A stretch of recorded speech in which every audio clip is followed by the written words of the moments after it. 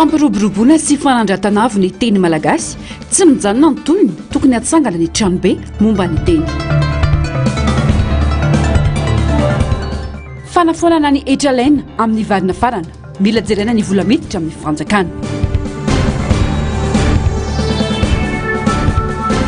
fiarahamonina malagasy nanjarina revo sy voafafa ny fenitra mifeny fiarahamonina teo aloha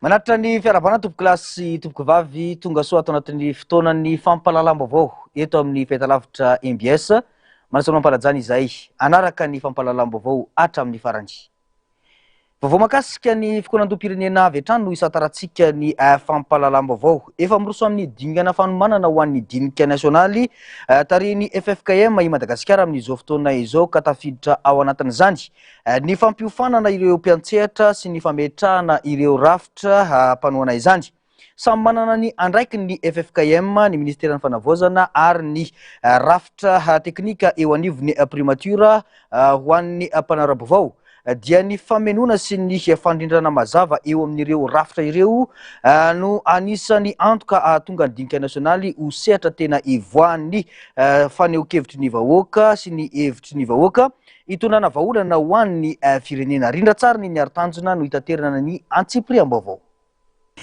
ny FFKM no mitarika ny dinika ny ministeran'ny fanavaozana no manome tantsoroka ary ny rafitra teknika eo anivony primature no manamora ny lafiny teknika ara-pitaovana ary arabola iankina betsaka amin'ny fahafan'ireo rafitra ireo miara-miasa mifameno nefa samy mitazona mazava ny andraikiny ny fahombiazan'ny dinika nasionaly afaka hisoroka ny fanindriana andraikitra manamora ny fanatanterana ny dinika eny fotony ary miantoka ny fampitana araka ny tokony izy ny hevitra sy ny etetany vahoaka raha mipetraka tsara ny fandrindrana raha samy manao ny asa napetraka tamin'ireo rafitra misy ireo dia tsisy ny fanomezantsiny any aoriana ary hovavahan'ny samy malagasy ny olana ho an'i Madagasikara ny concertation nationale tarin'ny FFKM moa dia hitantsika fa efa niomotra imbetsaka mihitsy izy io ny fandaharam-potoana ny tsy fahatomombanana eo amin'ny hoe ety manantanteraka azy dia io moa zany ndroso ny formation amin'izao fotoana izao ny irariana dia hoe mba hizotra tsakany sy andavany ny fandraisan'ny olona andraikitra zany hidina ny fotony satria zay ny tanjon'ilay formation mba handeha isaky ny ambaratongany hatrany fotony ny formation dia ny fakana hevitra rehefa avy eo mba hiainga avy any fotony dia mba hoeno ro mangirifiry ny any ambanivohitra sy ny amin'ny toerana samihafa ary avy any no hamantarantsika ny vahaolana eto amin'ny firenena dia mba amin'izay mamatotra n'izay tompony andraikitra ho lany eo ny fanapahan-kevitra samihafa ny irariana dia zay fa na izany naty izany fanampingeza be ny fanatanterahana an'izy io na dia efa mandeha izy amin'ny formation satria efa betsaka ihany ireo endrika concertation na fampihavahana na dinika tetseroa ahoana ny andrindrana an'izany amin'ity zotran'ny FFKM ity satria sao dia ifampifanohatra na ifanipaka eny an-dalana ny fanapahan-kevitra samihafa dia zay no mampanahy kely amin'ny fisehoan-javatra amin'izao fotoana izao ny fanampy tokony hipetraka ho an'ireo rafitra misy ireo dia ny ahatonga ny dinika nasionaly ho sehatra tena ahafahany vahoaka miteny miaino ary mandray anjara amin'ny famolavolana ny ho avin'ny firenena ny fiaraha-miasa matotra eo amin'ireo rafitra no isan'ny antoka ahafahana manatanteraka izany amin'ny fomba mirindra sy azo itokisana ho hiatrany ny fanazavana mahakasika izay indrindra dia ny vahoaka malagasy no mena anjara fitenenana ilazany faniriany ho fampandrosoana ny fokotany misy azy mandritra ny dinika ho fanavaozana ny firenena ny zavatra maropototra avy amin'ny vahoaka tsy miova no avadika olalàna aorian'ny dinika miatrika fiofanana ireo mpampiofana ireo mpanofana hiatrehana ny fidinana fotony ao anatin'ny dinika ho fanavaozana ny firenena tariny FFKM misy 500 mahery ireo miatrika izany ato anatin'ny atelona fanampanazavana hoentiny mon père Randria Miarantsoa Germain Thierry efa heritaona zay ny ketroan'ny FFKM tato amin'ny resaka concertation nationale dinika ho fanavaozam-pirenena dia niatrika ny fanofanana ety amin'ny CCI vato amin'izao fotoana izao hiatrehana ny tena fidinana ifotony anaovana ny ango-kevitra amin'ireo vahoaka malagasy tsy vaky volo. Amin'izao fotoana izao zany dia tena le vahoaka malagasy rehetrarehetra mihitsy no omena anjara fitenenana, ilazany ny etaeta-po, ny faniriany, ho fampandrosoana ny faritra misy azy, ny fokotany misy azy, eny fa i Madagasikara manontolo mihitsy azy. Dia eo ampiatrehana an'izany indrindra dia misy 100 eo ny isan'ny hofanina amin'izao fotoana izao. Ny tanjona amin'izany fanofanana izany dia ny hoe mba ho zavatra marim-pototra marina avy any amin'ny vahoaka no tanterina, ary iny no avadika ho lalàna sy asa. Izany hoe tsy hiova mihitsy ny zavatra nolazain'ny vahoaka, izay tsy maintsy tandrovana izay. Ny vahoaka manko ny maso-mandidy eto amin'ny firenena, dikan'izany rehefa nivoaka ny maso-mandidy dia ajaina ny teniny, ajaina ny fandriany. Iny no avadika, rehefa avy eo tsy ho avadika ho boky fotsiny fa tena avadika ho lalàna ary ho atrik'asa ho tanterahana fitondram-panjakana izay tondra eo. Dia izao fanofanana izao dia hitohy any amin'ny ambaratonga samy hafany, any amin'ny faritra, any amin'ny distrika, any amin'ny commune.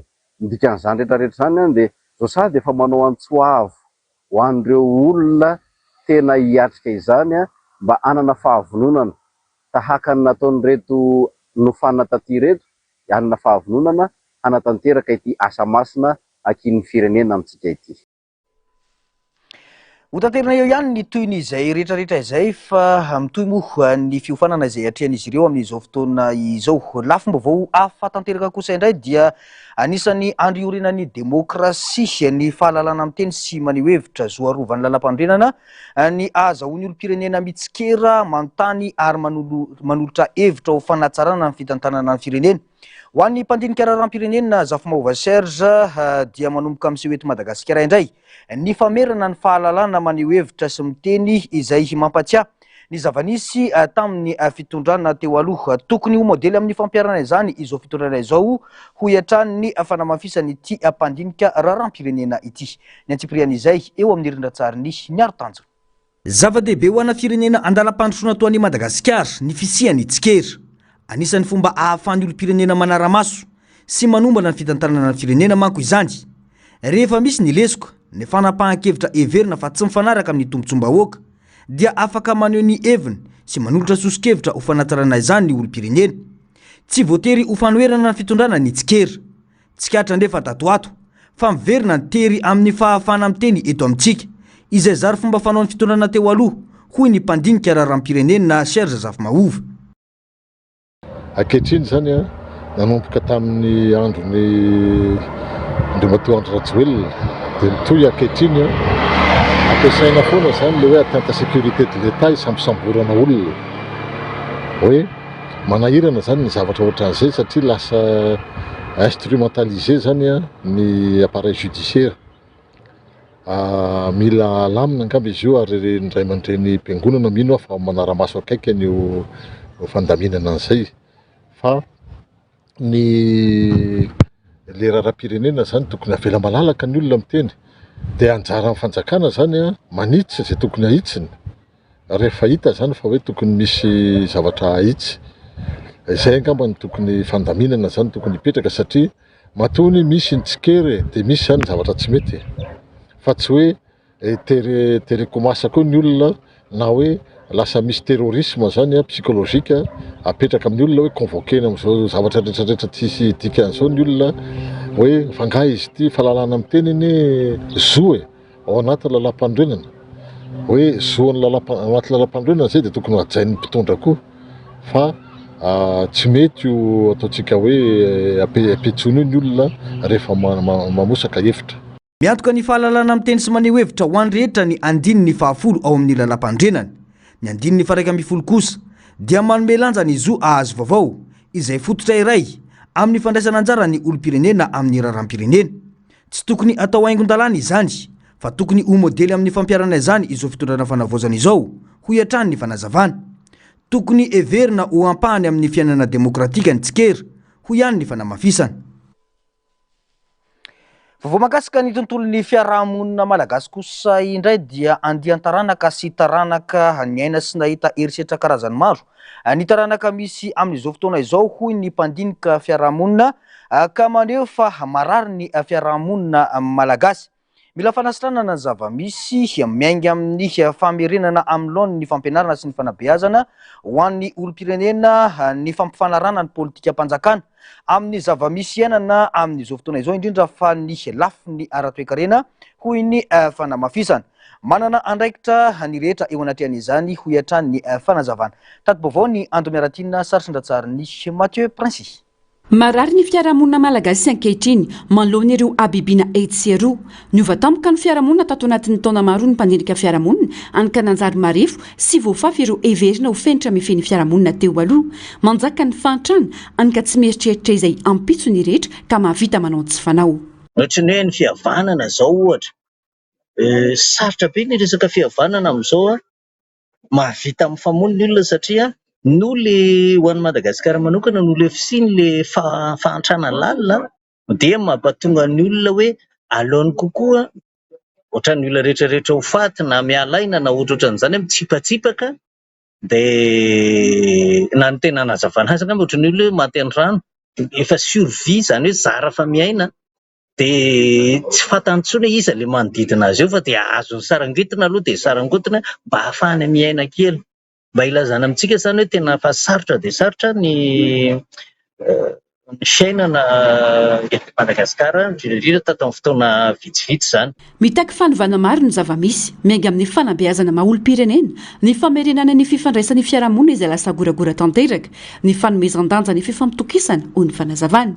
Ny aina tao anatina vanim-potoa sarotra ny génération na taranaka misy amin'izao izay andia taranaka ny aina herisetra, ny aina fifamidimbiasa pahefana tanaty herisetra anika ny didimbe sandro no manjaka amin'ny sehatra maro.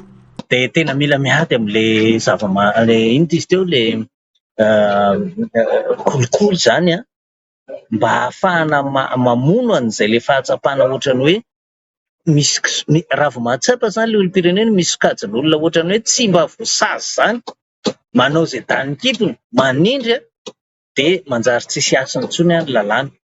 Ankoatran'izay misy rafitra samihafa zany mpanao everika tokony ho jerevana ihany koa raha fiarahamonina malagasy tahaka ny hoe fokon'olona tokony zany misy zavatra atao misy programa atao anarenana ny fianakaviana satria maro be ny fianakaviana amin'izao fotoana izao tena miaritra zavatra sarotra ary efa mihoatra an'izay eritreretina tokony ho izy ho zakany antsoina hoe fianakaviana dia mpatitaka ny tokantrano maro mikorotana ny fianakaviana. Ankoatra ny maha-olona tokony hifanaraka amin'ny zava-misy ny politika mpanjakana indrindra ny toe-karena mba hijery ny marimaritra iraisana tsy hampisy elanerana goavana amin'ny mpanana sy ny manitra.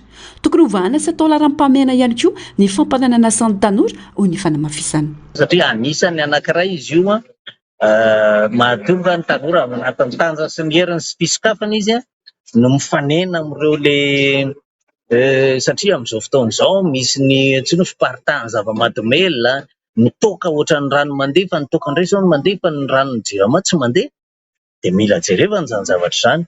Indrindra fa na ny tanora any amin'ny ambanivohitra lavitra any ary tokony ho jerena zany. Dia ny farany moa zany ny politika mpanjakana indrindra fa ny lafiny ekônomia tia ngamba mitodika manokana amin'izay mamolavola ny resaka ekônomia. Ahoana ny paritahany io mba hitovizan'ny olona fa tsy mandeha amin'izao le hoe misy dia mpanan-karena loza-tany dia misy dia tsy manana na dia nohaniny indray isan'andro ary. Miainga ny fotony fampivoarana ny fiarahamonina ka tokony fitorana isoroana ireo tranga mametra manimba sy mamparary ny fiarahamonina malagasy ankehitriny. Vao mahakasika ny raharambohy malaza eritaona aty aorian'ny trangan'ny zava-nisy vao andrenesam-baovao efa eo ampamaranana ny fanadiadiana ireo mpitsara misahana izany hoy ny teo anivon'ny ministeran'ny fitsarana ka dingana manaraka ny fotoam-pitsarana elokabevava izay azo ny rehetra araina. Nampitandrina izy ireo manoloana ny vaovao diso sy ahely momba ity raharaha ity satria tsy niabetsahany vaovao miely hoy izy ireo no mamaritra ny fahamarinana faniasa ny pirofo ary ny vokatry ny fanadiadiana. Miandry ny marina kosa eo anatin'izany mamaninombana izay namoy zanaka roa tamin'ity tranga ity. Ny tenany izay nanamarika fa atao lasa resabe sy famonoana afo ny zava-misy amin'izao fotoana izao. Tato vaovao ny Ando Miaratina, sary sy ndatsariny Mathieu Princes. Mbola mitoy ny fanadihadiana momba ny raharaha nitranga teny Ambohimalaza nafatesana tanora maro vokatry ny fanapoizinana ara-tsakafo. Eritaona mahery roa volana aty aoriana milaza ny ministera ny fitsarana fa eo mpamarana ny fanadihadiana ireo mpitsara misanana izany ka dingana manaraka ny fotoam-pitsarana eloka be vavy izay azony rehetra rainy. Tsy mbola naneo faneo-kevitra momba ny fieverany fampozina simika botulisme artificiel no nisy fa tsy belladone na natura araka ny vaovaona elo teo aloha ny ministry ny fitsarana hony teo anivon'ny ministera 5 kosa ny safidy mila tanteraka ireo mpitsara hiasan-kahalalahana sy tondra ny fanadihadiana momba izany ny tenany ho ihan'ny fanazavana. Nanamafy anatrehan'izany mamanombana reny mpianakaviana namoy zanaka roa tamin'ity raharaha ity fa tsy mahazo vaovao momba izany ny tenany raha tsy any amin'ny tambazotra an-tserasera. Tsy misy marina tsy ho hita ho ny fanazavana fa fanafenana ny marina no misy amin'izao. Zao fa reny eny amin'ny tambazotra reny hoa no hita hoe misy izao ny dia manana hono hoe dia ohatr'izay foana hono ohatr'izay foana izany no eno aloha hatreto fa raha hoe vaovao aminay manokana tsy mbola nahazo vaovao mihitsy izay dia izay moa izany le anaovako antsoantso foana hoe tsy fantatro moa izany le izy na famonoana afo na inona izay moa izany tonga dia ohatrany hoe izay ny andraisako le izy satria tsy fantatro a tsy maintsy hipoitra foana marina momba anina ho afenonareo takin'iny eo ary satria raha izy koa fanafenana le izy ho averiko foana ihany hoe afenina le izy fa tsisy marina sy tsy izany. Lasa resabe sy famonoana afo no misy ankehitriny hoy mamanombana tsy ampangina azy ho izy ny fampiadiana ireo samy fianakaviana lasipatra tamin'ity raharaha ity sy ny filazana azy ho manao politika tokana ny tanjona dia ny azona ny tena marina momba ny raharaha Ambohimalaza. Aloha hoe ny tanjonay aloha izany dia ny amoahana le marina foana dia izany hoe izay no andrasana indrindra hoe aiza le marina avoaka momba le izy satria lasa resabe fotsiny sisa sy araka le teneniko hoe famonoana afo vao misy miteny dia mamono afo tonga hatrany amin'ny hoe miantso indray tao aorianan'le live-ko iny moa izany tsy hoe fanaratsiana ho ala izy averiko foana fa zana inona zava-mitranga eo dia za efa niteny fa hijoro hatramin'ny farany ary mbola hijoro. Zavatra ny ainako sy ny zavatra hitako ny lazaiko tsy misy lainga tsy evo mijoro izay manamarina fa lainga ny zavatra ny lazaiko. Izao dia lasa tonga amin'ny fampiadiana nay samy victime indray zao dia nampiantso indray niantso indray aman-dreny victime sasandray izy hoe manaovanareo vidéo dia toero le live mamanombana fa satria maninona no toerina live mamanombana tsisy lainga ny lazaiko na ray ary. Mampametra-panontaniana hoy mamanombana ny fanginana kanefa manakolazaina ihany rehefa misy vaovao miparitaka momba ity raharaha ity takina amin'ny tompona andraikitra rehetra ny fifanajana hoy izy. Ohatrany hoe vao tsy misy miteny dia hoe izara ary le izy mangina fa maninona no hoe rehefa vao misy miteny indray dia indray fa miteny indray ianao hoe izao indray le izy fa maninona ianao raha ohatra ka tonga dia mba mifanazavana ampanajana ho samy olon-dehibe daholo tsika ampanajana ny fampiresahana fa tsy hoe ianao manao didijadona ery anany ery zao makatsa mankero samy manana ny fomba fisaina sy manana ny toetrany daholo ny olona ary manana ny fahefana fa tsy anaovana izany fa hampahendrena foana ny fampiresahana fa tsy anaovana didy tsy hoe izany ana fahefana dia izay tiako. Raha ny vaovao avy amin'ny ministera ny fitsarana misy ramatoa iray fa niaiky fa namafy-pozina tamin'io andro io saingy mbola misy ny fanadihadiana anamarinana ny zava-nitranga tamin'izany. Sarotra ny fametrahana ny marina amin'ny alalan'ny proof ara-tsiansa noho ny tsy nahatanteran'ireo fitiliana tokony natao tany Eropa ara-potoana tao anatin'ny 3 volana taorian'ny fahafatesana izany hoe tokony ho tamin'ny septambra 2022 farafatarany ho ny ministera. Namitandrina izy ireo manoloana ny vaovao disy momba ity raharaha ity satria tsy niabetsa ny vaovao mielo izy ireo no mamaritra ny fahamarinana fa ny asa ny proof ary ny vokatry ny fanadihadiana. Andrasana ny tohiny. Vaovao mahakasika ny tsy fandriam-pahalemana kosa indray dia mitoy ny ezaka ataon'ny centre opérationnel ao Tsaralalàna amin'ny fiatrehana ireo tranga fahaverezan'olona fakanan-keriny ary fahafatesana mampiaya. Miasa 420 ora isan'andro sy 7 andro isan-kerinandro ity rafitra ity ka mampivondrona ireo hery fiarovana sy ireo sampandraharaha voakasika amin'ny fikarohana sy fanadihadiana. Araky ny antotanisana avoaka na tratra 1,20 ireo tranga voarakitra teo anelanelan'ny voalohan'ny volana Jolay ka hatramin'ny 2 volana Aogositra 2024 ka 7% tamin'ireo no efa nahitana ny olona voakasika. Amin'ireo tranga ireo 1,20 no sokajiana ho fahaverezana mampiaya 3 ho fandosirana antsitrapo ary fito kosa no ahina ho fakana ankeriny. Nisany koa ireo trangano heverina ho mety ho fakana ankeriny saingy ny fanadiadina nataon'ireo mpitandro filaminana no nahafahana namaritana fa niafina na niala antsitrapo ireo olona voakasika ireo. Anisany andraikitry ny centre opérationnel ny fandraisana sy fanamarinana ireo tatitra momba ny olona very, ny fanasokajina ny tranga tsirairay ary ny fandrindrana ny asan'ny polisy sy ireo hery fiarovana hafa. Ampiasaina ihany koa ireo fitaovana ara-teknika, anisan'izany ny fakantsary fanaraha-maso ho fanampina amin'ny fikarohana sy fanangonana vaovao. Na dia efa maro aza ireo olona hita indray, mbola misy ireo raharaha mila fanadiadiana lalina, indrindra ireo tranga ahina ho fakana-keriny sy ireo ny afara tamin'ny fahafatesana. Misy amin'ireo raharaha ireo no efa eo anivon'ny fitsarana raha mbola mitohy kosa ny fanadiadiana ataon'ny polisy sy ny zandary amin'ireo raharaha hafa. Ho an'ireo tompon'andraikitra ny fanamby dia ny fanafanganana ny fikarohana, fanatsarana ny fanakalozam-baovao ary fanamafisana ny fiaraha-miasan'ny vahoaka amin'ireo mpitandro filaminana mba ahafahana mamahaingana ireo raharaha mbola misokatra ireo.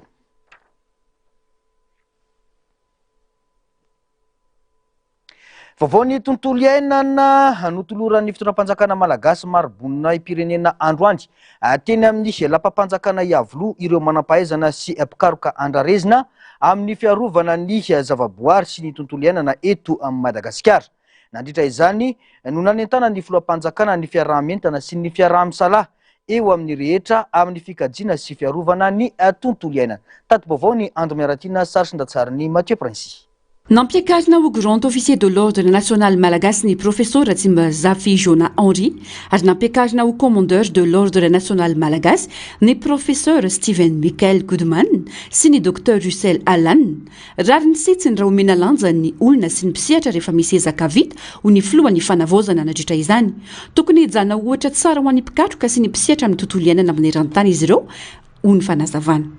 Noporofinareo fa azo ataony manolo tena mikaroka ary miasa ho amin'ny tombontsoan'ny Madagasikara. Ny raha fombiazana feno hatrany ho anareo mitenako. Mitodika aminao manokana aho professeur Ratsimbazafi Jona. Zava-dehibe loatra ny asa fikarohana ataonao tsy ho an'ny Madagasikara ihany fa ho an'izao tontolo izao. Fitaratra sy filamatra ho an'ny vahoaka malagasy, ny tanora sy ny taranaka rapitso ny ezaka matehidera izay vitanao sy mbola tohizanao ohatra amin'izao. Mitony ady amin'ny fikajena ny tontolo iainana eto Madagasikara fa indohandra raha ny fanjakana ny fiarovana ny rena voajanahary ho ny fanamafisana na misy aza ny ezaka tao maro ny fanamby miandry izay mitakasa avy amin'ny rehetra raha tsy laza afa-tsy ny resaka fitrandrana tsy ara-dalàna ny doroaly izay manohy tohiny ireo karazany zavaboary mananaina eto Madagasikara. Efa misy ireo dingana vitantsika toy ny fanampiana 7 ny isan'ireo faritra rovana tao anatin'ny fotoana fohy monja. Raha malala nefa fa mbola maro ireo fanamby miandry antsika manoloana ny fiarovana ny tontolo iainana raha tsy hitanisa afa-tsy ny doroala sy ny fitrandrana tsy ara-dalàna ireo karazam-biby sy zava-maniry maro izay tsy fahita afa-tsy eto Madagasikara ny tenako. Fotoana izao anovatsika izany tantara izany andeha isika rehetra olo-mpanjakana olo-tsotra ny sehatra tsy miankina ny mpikaroka sy ny mpiaro tontolo iainana ifanometana ka anao izay farahery iarovana sy hikajiana ny tontolo iainana. Tokony atao ny ezaka rehetra tsy andovan'ny taranaka ny fahantrana sy ny fahampitehany ala ho hiatrany ny filoham-panjakana. Miantefa mivantana any amin'ny ministera tompona andraikitra ny antso ny amin'ny tokony hametrahana drafitra matipaika sy fepetra manoloana ny fahasimban'ny tontolo iainana. Fahasahiranana satria dia mbola mitovy ny famotehana ny ala sy ny zavaboary eto Madagasikara tsy androany sy omaly fotsiny ary efa nisibina amin'iny tsy matsinanana iny izay ataontsika hoe mbola faritra ataontsika hoe mbola feno ala ho an'ny Madagasikara dia efa tsy latsaka ho firy angamba ny doro-tanety tazanay avy eny ambony avion eny. Ny zavatra ohatran'izany mila fandraisana andraikitra ho antsika ao ministera ny tontolo iainana manantenanareo mba mametraka drafitra matipaika amin'ny fiarovana ny oala io ny drafitra iakompagniantsika ny vahoaka malagasy izay efa zatra mampiasa ny namono charbon inona ny zavatra tokony ataontsika aingana dia aingana ialana amin'io satria ny fahafantaran'olona nyzany Madagasikara zany a dia nosy maintso. Mitaky fiarametany amin'ny olom-panjakana ny olom-pirenena ny sehatra tsy miankina ary ny mpikaroka ny fiarovana sy fikajiana ny tontolo iainana hoy ny fanamariana. Tsy firenena voaozy ny Madagasikara fa notahin'Andriamanitra ary manana ny asiny ary tokony kolokoloana mba afaka hipetraka ho modely ho an'izao tontolo izao hoy ny filoham-panjakana Androany nandritra ity lanonana ity. Mbola adihevitra mipetraka ho an'ny mpanara-baovao ny fampiatoana vonjomaika ny etra sy ny aba alaina amin'ny vary afarana izay natao hisoroana ny fiakaran'ny vidim-bary eny an-tsena sy arovana ny fahefa mividin'ny mpanjifa. Raha heverina ho fipetra vonjomaika izany dia mila mametraka paikady mazava ny fanjakana amenona ny banga ateraky ny fampiatoana ny etra sy ny aba hoy ny solombavam-bahoaka ny boriboritany fahatelo eo amin'ny rindran-tsariny ny aro-tanjona. Taona 2024 manodidina ny 2,4 sy 3 hetsy taona ny varina farany Madagasikara araky ny antotanisa ofisialy ny ODR Instat. Ho an'ny 2024 tafakatra 700 sy 8 hetsy taona ny varina farany. Ho an'ny fanjifana izany hoe avy telo eny mahery noho ny tamin'ny taona 2024 sy 2020. Tombanana ho 7,900 miliara ariary ny sandan'ny varina farany Madagasikara tamin'ny taona 2024 sy 2020. Raha esorina ny aba sy ny etra amin'ny vary afarana dia miena ny vidiny miditra eto an-toerana. Mety hanampy amin'ny fitazonana na fampidinana ny vidim-bary eny an-tsena izany, indrindra rehefa tsy ampy ny famokarana eto an-toerana. Mampametra-panontaniana nefa ny momba ny teti-bola-panjakana izay banga vokatra izany hoy ny mpaneho hevitra. Zaho moa sahirana kely tsy maheno ministère de l'agriculture mety zany tsy naheno namena estimation ny vinavina fa tokony vinavina fa tena efa akaikaiky ny marina mihitsy zao satria fa efa fotoana afaka ray-bolana sy tapany hiasa tany indray ny olona dia tia mpivoatany rehefa nomboka miasa ka efa tokony fatapatatra zany zay va nytonga fitonam-panjakana nanapa-kevitra amin'ny conseil de ministre ndao averina io hoe asorona indray zany a faharoan'izay moa ny teninao teo hoe dia nanahoana moa zany fantaterana ny loi de finance amin'izany inona no satria misy recette nalàna zany io dia inona no fiatraik'izay anatin'ny loi de finance. Nahatratra 7,900 sy 8,000 sy 400 taona ny varina farana tato anatiny enim-bolana voalohany ho an'ny taona 2024 araky ny tarehy marika navoaka ny sampandraraha amin'ny sanany fadijeranana.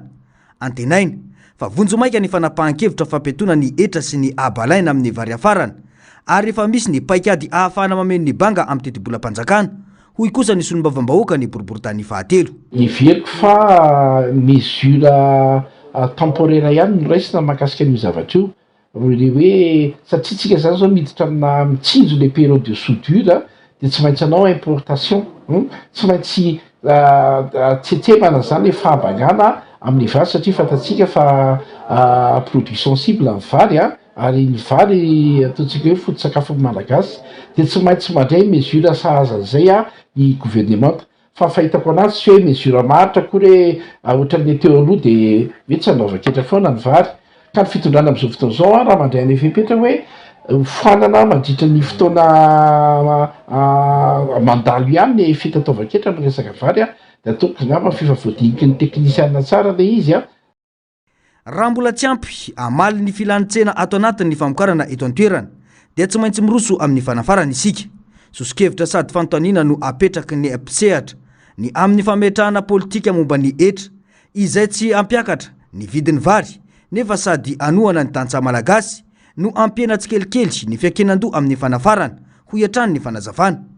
Ny fitadiavana fifandanjana eo amin'ny fiarovana ny fahefa mividin'ny mpanjifa ny fampiroboroboana ny famokarana vary eto an-toerana ary ny fiarovana ny vola miditra amin'ny fanjakana no mila atao lahara-pahamehana ho iatrany ny fanehoan-kevitra. Ihany koa no ivadiantsika amin'ny vaovao avy eny anivon'ny anteny miera-pirenena isan'ireo volavolan-dalàna hodiniana anatin'ny lahadinika mandritra ny fivoriana tsy ara-potoana izay hatran'ireo solombavam-bahoaka amin'izao fotoana ny fankatoavana ny fifanarahana fameno momba ny fitantanana arabola sy fampiasam-bola amokarana eo anivon'ny fampandrosoana ho an'ny vondrona atsim'ny Afrika na ny SADC.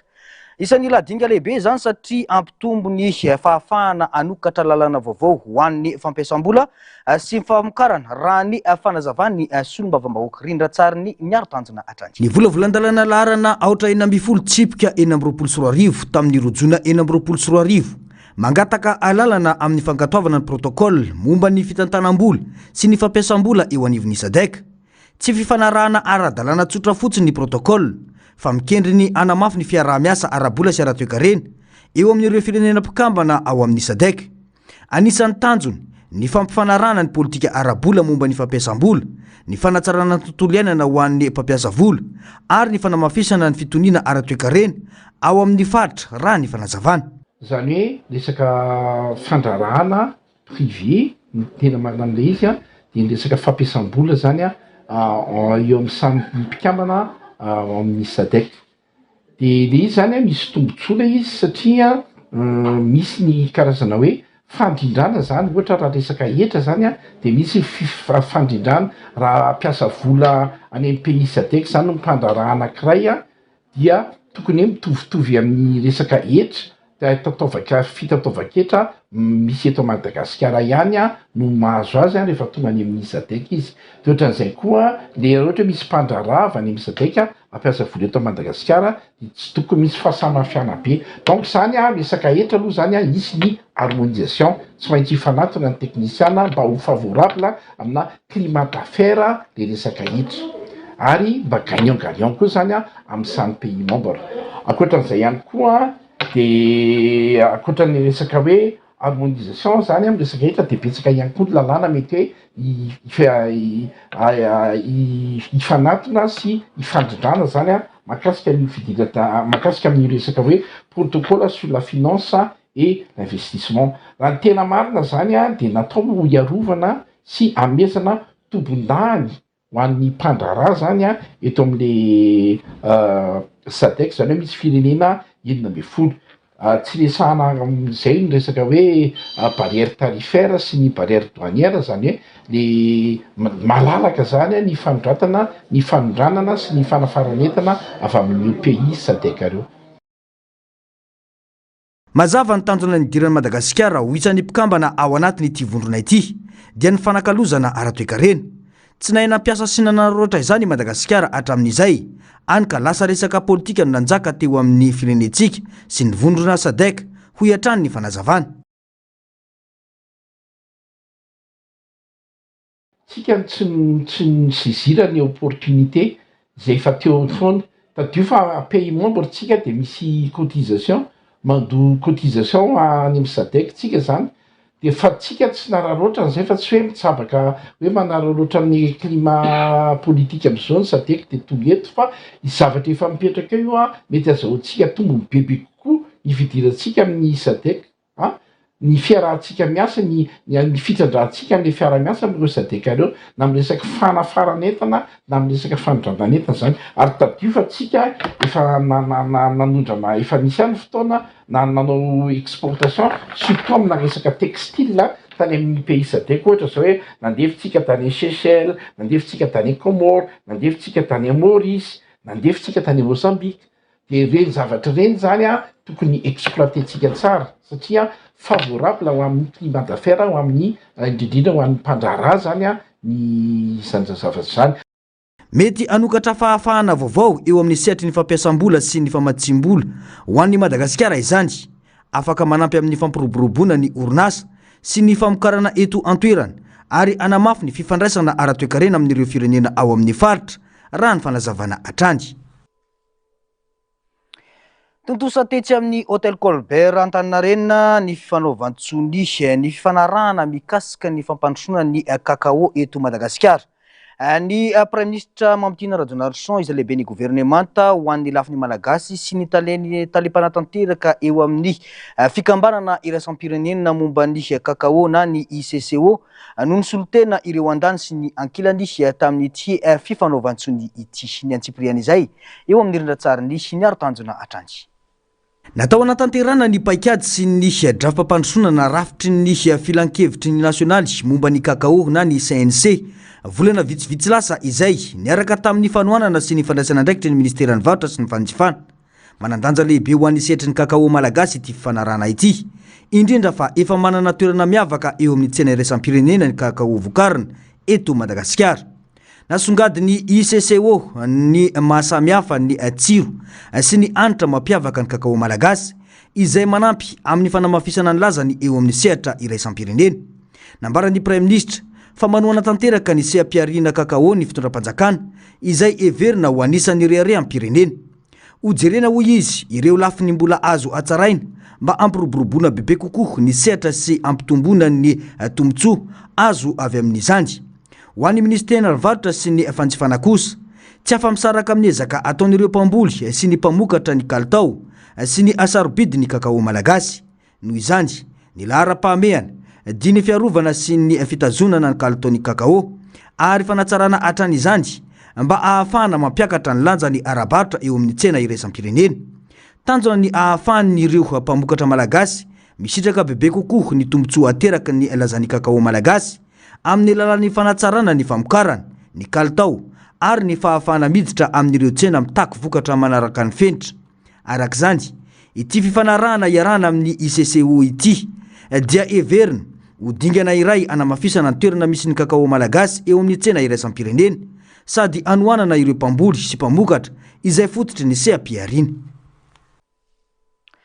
Mitaky fanazavana kokoa avy amin'ny fitsarana avy momba ny lalam-panondrenana ny votoatin'ny fanapahan-kevitra noraisina tamin'ny filazana fa tsy azo ampiarina ny volavolan-dalàna laharana fa 420 tsipika aotraotra 5 no io tsy mifanaraka amin'ny lalam-pandrenana ka lasa miteraka faneho-kevitra maro eny anivon'ny fiarahamonina hoy ny tale momba ny fikarohana eo anivon'ny foibe momba ny teny any akademia malagasy.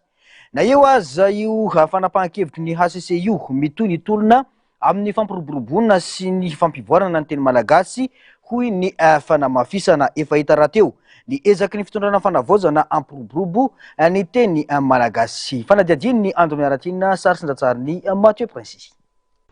Niainga tamin'ny finiavana sy ezaka avy amin'ny fitondrana fanavaozana ny ampiroboroboana ny teny malagasy ny lalàna laharana fahinambiroapolo tsipika aotraotra 5 momba ny politika ny fampiasana ny teny sy ny zo momba ny teny eto Madagasikara. Tsy azo ampiarina nefa izany hoy io volavolan-dalàna io tsy mifanaraka amin'ny lalam-panorenana ny Repoblika Fahefatra raha ny fanapahan-kevitry ny fitsarana avo momba ny lalam-panorenana. Niteraka ady hevitra maro zany indrindra fa tomana fifanoeran-kevitra amin'ny filohan'ny fanavaozana sy ny HCC saingy masy mandidy ary ny rariny sy zon'ny fitsarana avo momba lalam-panorenana mihitsy ny miaro ny lalam-panorenana ho ny fanazavana nentin'ny tale momba ny fikaroana amin'ny foibe momba ny teny any akademia malagasy izay anisan'ireo nandrafitra ny famolavolana io lalàna io saingy tokony hojerena kosa ny maha-malagasy.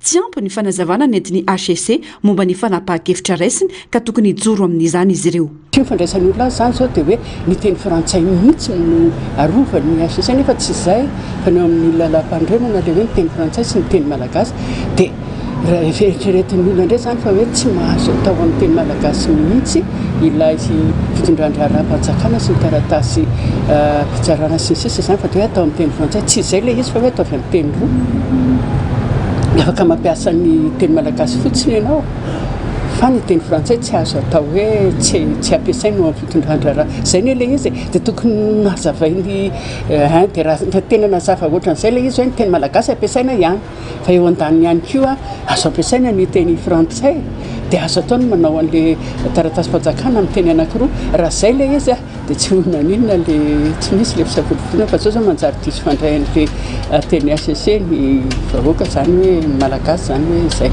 Midika io fanapahan-kevitra noraisin'ny HCCU fa tsy afaka miroso amin'ny fampiarana azy ny fitondrana fanavaozana raha tsy misy lalàna vaovao mifanaraka amin'ny fepetra voalazan'ny lalam-panorenana indray.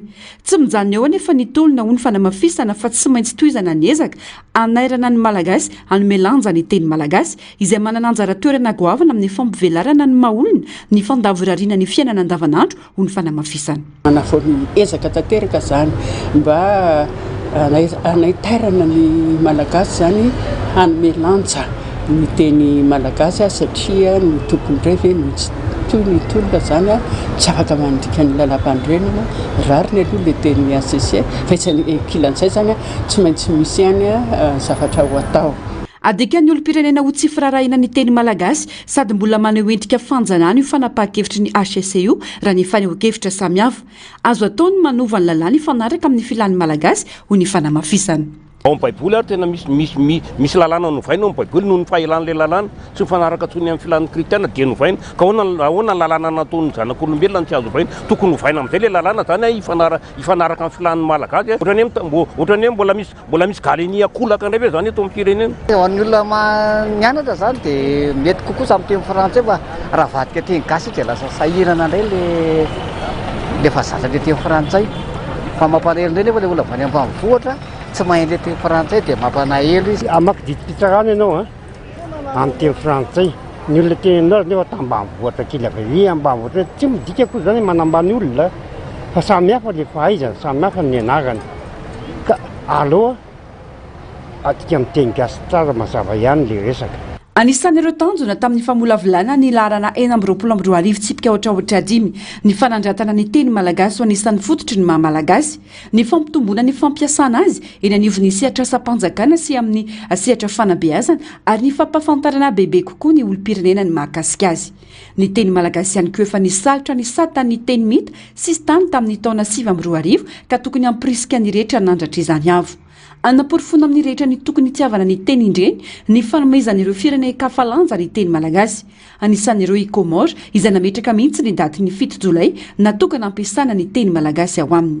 Kibosy sisy le nanoratany azy kanefa ny ara tonga taty mihitsy ry zareo fampidinika taminay mpikapoka indrindra tato amin'ny foibe momba ny teny amin'ny akademia malagasy hoe ahoana satria ny frantsay no nandrafitra n'le kibosy dia le mbola feo frantsay no nanaovany azy dia izy arany izay tsy tompon'le teny malagasy ko ireny dia nakaty amintsika dia miaraka nanao fampanaraha-penitra ny fanoratana ny ilay teny malagasy teneny ao Comore izay efa misy esaka be da be misy vola mihitsy keo tokony zareo ho fampiroboroboana ny teny malagasy ihany io dia eo arany hoe niany azy apiditra azy ao amin'ny fampianarana ny any aza nanangana komity manokana amin'izay fanabeazam-po fanatsarana ilay teny malagasy tena ka maika avefa eto.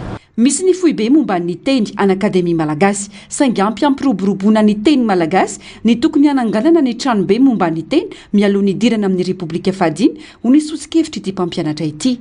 Ivitoerana lehibe andinika ny fampitaovana ny teny malagasy ny fanapahariany zany ary ny fanefena boky.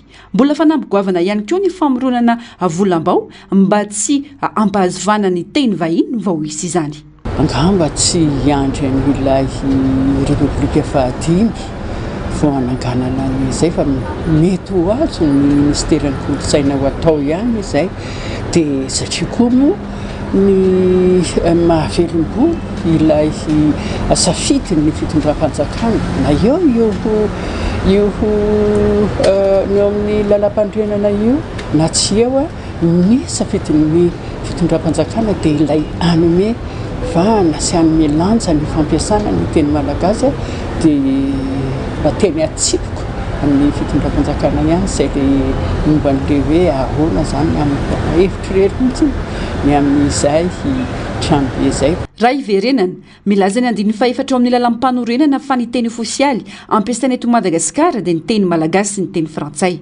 Tsy misy laharam-pameana ny ray amin'ireo teny roa ireo fa mamela safidy malalaka amin'ny fampiasana azy ireo eo amin'ny fampianarana sy ny raharaha ofisialy ny lalam-panorenana ny Repoblika Faefatra. Noho izany ny fametrahana ny tsy maintsy ampiasana ny teny malagasy dia very ny HCC fa mifanohitra amin'ny fahalalana napetraky ny lalam-panorenana io ka antonandraisana fanapaha-kevitra. Na eo aza nefa izany tsy azo atao ny mijanona fa tokony ilfosana hatrany ny fampivoarana ny teny malagasy izay teny indreny. Tontolo ny fampianarana ao anatin'ny fanomanana ny fidirana eny amin'ny anjerimanontolo ny tanora sy ny ray aman-dreny mananjanaka afaka baccalauréat ny tamin'ny farany teo amin'izao fotoana izao miaraka amin'ny kondony ireo tonta amin'izay fanampahan-kevitra iverina fa asoa sy ahatafitan'ny zanaka. Maro amin'ireo ray aman-dreny no maniry ny ampiana-janaka eny amin'ny Université Mpanjakana noho ny tsy fisian'ny fidiram-bola mazava na ny olana ara-bola. Misy ihany koa ireo tsy tapa-kevitra noho ny tsy fandriam-pahalemana amin'izao ka manao hoe zaka ny ampiana-janaka amin'ny université tsy miankina. misy fepetra kosa nefa ny fisafidianana ireo sekoly ambony idirana mba tsy ho verivola sy fotoana ianarana fotsiny raha ny fanadiadiana. Ando Miaratinina sy Mathieu Prince. Efa-jato sy 4 sy iray alina eo ny mpianatra zakana oniversité n'Antananarivo ho an'ireo mpianatra hiditra taona voalohany amin'ny taom-pianarana 2022 2023 ity raha ny fampafantarana. Ho an'eto Antananarivo fotsiny anefa efa mananika ny 770 sy 3 alina ireo afaka baka faranteo. Resaka fotodrafitrasa no antony lehibe mahatonga izany ka lefa maro amin'ireo ray aman-dreny no tsy manana fahafahana ampianatra ny zanany eny amin'ireo université tsy miankina noho ny vola be tsy maintsy ilaina. Misy elanelana goavana ny fahafahan'ireo ray aman-dreny mampianajanaky. Ho an'ireo tsy manana fahafahana mandrisika ny zanany hanao concours idirany amin'ny université mpanjakana. Misy kosa ireo ray aman-dreny efa niomana hatrany am-boalohany fa tsy maintsy hampianajanaka ka tsy mijery intsony izay sarany tokana nefa ny tanjony dia ny hatafita azy ireo. Université Mpanjakana aloha satria le université privé tsy takatry le fahefana amin'ny ara-bola. Iarahana mamolavola le atony mety amin'ny fidiram-bolantsika dia tokony mba amin'ny université Mpanjakana zany tokony mba hoe mba atao mba betsabetsaka ny ankizy raisiny zareo zany satria zany raha ohatra ka hoe vitsivitsy kely ny ankizy raisiny zareo dia eo amin'le ohatra hoe any amin'ny université privé zao any zao tena amin'ny resa-bola zany tena marina satria raha vao tsy tafiditra amin'ny Mpanjakana le izy dia lasa sahirana be zareo amin'le izahay ray aman-dreny moa zany sahirana be amin'le eo amin'ny kolazy. Tsy maintsy miatra ny ray aman-dreny raha tia tafita zany. Tsy maintsy manao an'izay azony atao rehetrarehetra par tous les moyens zany. Kalizy rehefa ohatra hoe université aloha zany tsy dia hoe n'importe qui ny université idirany. Université izay hitanao fa azo antoka mihitsy hoe be mpitady ny mpianatra ao anatiny salan'izany critère anankiray voalohany aloha zany dia zay. Matonao niteraka dia ataonao izay atafitany iny n'importe quoi tena tedavina zany tous les moyens atafitan'ilay ankizy satria izay moa ny tanjony ny problème kely amin'ilay resaka sécurité zao zany izay mahatonga anany teny hoe aloha mandeha université privé raha ohatra agré par l'État. Raha agré raha ohatra hoe misy diplôme zany mivoaka dia akatavy ny FOP. Efa fantatra mialona anaovana ny baka ny lalam-piofanana araina amin'ny fidirana eny amin'ny anjerimanontolo ho an'ireo tanora vao nahazo baccalauréat ka marisika ny maro ireo mora ahitana asa sy fianarana mamoaka diplôma ara-panjakana. Misy amin'ireo mpianatra no tsy hiditra an-tsekoly avy hatrany fa manamafy ny fahaiza-manao samihafa aloha vao hiatsihatra amin'ny fianarana ho atao. Miandrandra kosa izy ireo ny hametrana ny mangarara amin'ny fidirana eny amin'ny université Mpanjakana. Za zao nieritreritra hanao sociologie dia eny amin'ny université Anakatso nieritreritra hanao concours. Ny mahatonga anahy hisafidy an'ilay filière aloha voalohany indrindra tiako le misehatra ao anatin'ny fiarahamonina dia mahatonga anahy hisafidy an'ilay université indray eo amin'ilay fahafahana ara-bola tsy dia mandany vola be zany sady mora tafiditra miasa amin'ilay diplôma ara-panjakana. Za zao vao afaka bac ity dia mieritreritra ny hanao concours aloha dia tsy tonga dia miditra amin'ity taona ity nieritreretiko fa mbola manomana amin'ny fahafahana ara-bola kely aloha dia ny manamafy ny bagage amin'ny resaka langue ny mombamomba n'ilay filière idirana dia zay vao tena hanao concours dia zay vao tena hianatra ny tsy asiana kolokolo mihitsy ny fampianarana satria eo amin'ny ohatra hoe ataoko hoe concours ara-panjakana fotsiny izao dia sahirana ny tanora tsy manam-bola raha ohatra hoe mahay izy nefa ny manao concours dia tsy afaka foana. Ray aman-dreniko nanao frataholy dia avy eo dia ohatrany tiako koa ilay manao an'ilay efa nofinofiko hatrambola kely no lasa juge dia tiako ilay izy privé marisy. Ny any amin'ny privé misy zavatra be dia be kokoa azoko atao rehefa niditra atao amin'ilay izy dia hitako hoe ny any amin'ny privé kokoa nandrisika anahy kokoa. Anisan'ny lesika eto amintsika hatramin'izay ny tsy farisendahatra teo amin'ny tanora ka manankina ny safidy amin'ny olona anikana tsy mahavita fianarana hatramin'ny farany na mahavita fianarana saingy tsy mahita asa na ihany koa diso safidy mihitsy tamin'ny lalam-piofanana izay narahina. Asa sy karama-mahavelona no ilaina ho ny tanora ka afantoka amin'izay ny fianarana izay ho ratoviny. Zao tamin'ny dirako L1 dia nanatsaina nanao géophysique en faculté des sciences dia ny problème an'le géophysique eto amin'ny Madagasikara monkony a soit za chercheur soit za mampianatra ihany dia nefa raha hoe mbola hoe karaha mana chercheur sy mpampianatra dia tsy mahavita mamelona anay ao an-trano le izy dia ohatra manatsaina niova filière ihany amonkony fa tsisy mahalala an'izay avoakan'ny ampitso moa fa manakatsa hoe aka licence dia zay vao hoe anao bâtiment angambany raha hoe zay ny lahatra moa zany sanynanjara. Ao anatin'ny fanomanana ny fidirana taona voalohany any amin'ny université n'Antananarivo ny tompona andraikitra amin'izao fotoana izao. Anisan'ireo misongadina ny hetsika fampahafantarana amin'ny rehetra ireo sampam-pampianarana misy ao anivon'ny université n'Antananarivo izay ahitana ny faculté de médecine, ny faculté des sciences, faculté de droit et des sciences politiques, faculté d'économie, de gestion et de sociologie, faculté des lettres et des sciences humaines, école normale supérieure, école supérieure des sciences agronomique, école supérieure polytechnique d'Antananarivo ary ny annexe de l'université d'Antananarivo Anponglava. Anamarika ny hetsika ihany koa ny fiara-miasa amin'ny sehatra tsy miankina izay andray anjara amin'ny fampiratiana sy natanteraka velakevitra sy fandraisana mpianatra hizatra asa ary tanora vonina iasa raha mifanaraka amin'ny filana sy ny tolotra eo amin'izy ireo.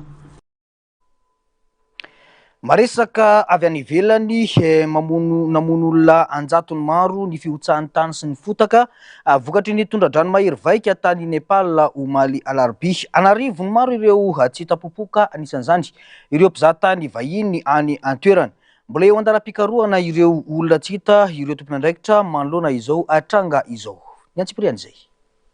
270 farafakely ireo namoyena tanaty fotaka ary mahery ny 400 kosa ireo tsy hita popoka. Anisan'izany ireo mpizahatany vahiny 750 taorian'ny tondra-drano mahery vaika tany Tibet sisy tany manasaraka ny Nepal sy Siny omaly alarobia. Maro ireo niaramboinina tamin'ireo faritra amin'ny sisy tany io raha nitatitra ofisialy avy amin'ny fanjakana sinoa. Mbola eo andalam-pikarohana ireo tsy hita ny polisy nepalais ary nilaza izy ireo fa nahita faty 750 teo aloha. Trano maro ireo tolotra tanaty fotaka ny antin'ny tondra-drano raha nitatitra fanampiny avy amin'ireo polisy ao Nepal. Efa nisy ihany koa ny fampahafantarana fa olona 3 no maty ary 450 no tsy hita popoka tany am-boalohany raha ny filazana momba ity tranga tsy nampoizina ity. Any Tanzania kosa indray dia nametra-pialana tsy ho filoha lefitra ny any Tanzania intsony sy ny 20 aogositra lasa teo. Ny Dr Emmanuel John Shimbi nilaza ny tenany fa iala tanteraka amin'ny sehatry ny tontolo politika sy ny asam-panjakana saingy amin'ny vaefatra ny volana septambra 2024 vao tena iala tanteraka amin'ny asany ny tenany ny antsiprian'izay. Nametra-pialana amin'ny mahafiloha lefitra azy Dr Emmanuel John Shimbi. Mbola tsy ampy herintaona izay no nahafiloha lefitra azy. Nanao fianianana ny tenany ny 3 novambra 2024 taorian'ny fifidianana tamin'ny 7 oktobra 2024.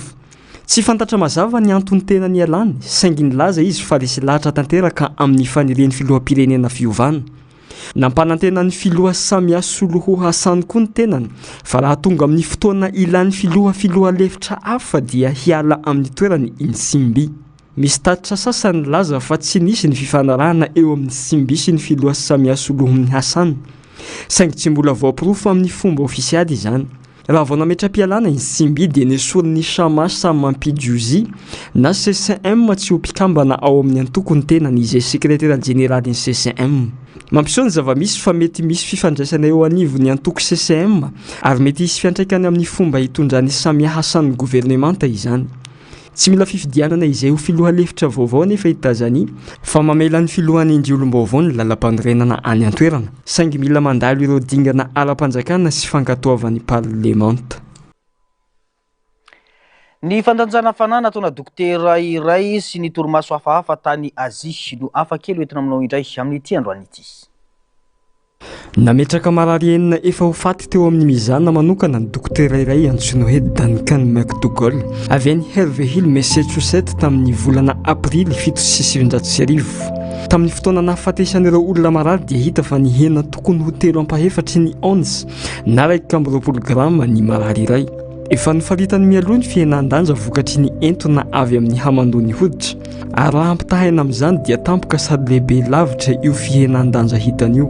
nojereny koa ny fihinan-danja vokatry ny fivoahany rano sy ny diky ka nanatsoaka hevitra ny dokotera Marc de Gaulle fa tsy ireo antony ireo no nahatonga ny fiovany lanja sy ny fivoahany rivotra avy amin'ny havokavoka koa nefa no antony araka ny hitany amin'ny fandrefesana manokana ny lanja teo amin'izany sy nahitany fa tsy nisy fiantraikany tamin'ny lanja ny fofinainy rehefa nandanja ireo marary enina ireo ny dokotera Marc de Gaulle dia nanao fanandramana tamin'ny alika tsy mazava ny fomba nahazahoan'ireo alika 12 efa ho faty ireo saingy tsy nahitana fihinan-danja tamin'ny fotoana nahafatesan'izy ireo tsy nahagaga izany raha ny fanazavana satria mihevitra ny tenany fa tsy manana fanahy ny alika mbola tsy nisy nanamafy ny zavatra hitany Marc de Gaulle hatramin'izay saingy nifototra tamin'io tranga io ny sary mihetrika hoe Twenty One Grams.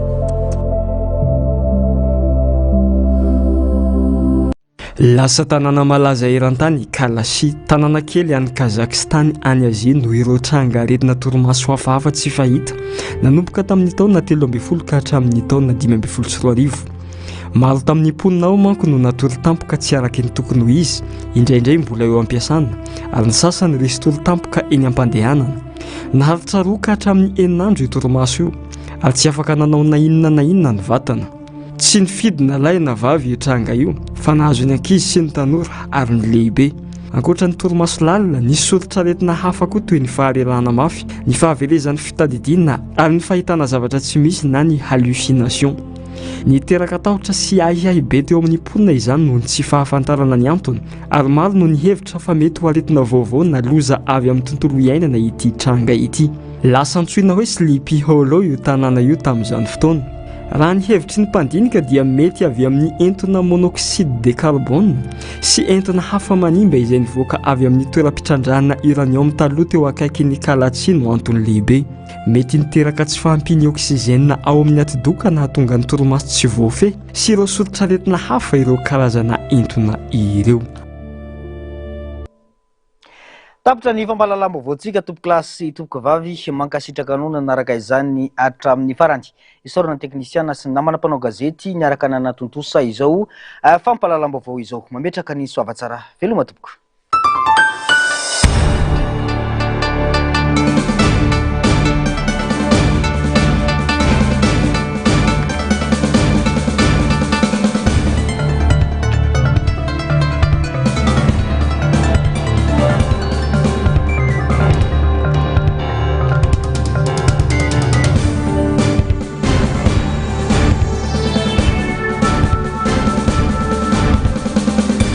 Nametraka marary enina efa ho faty teo amin'izany manokana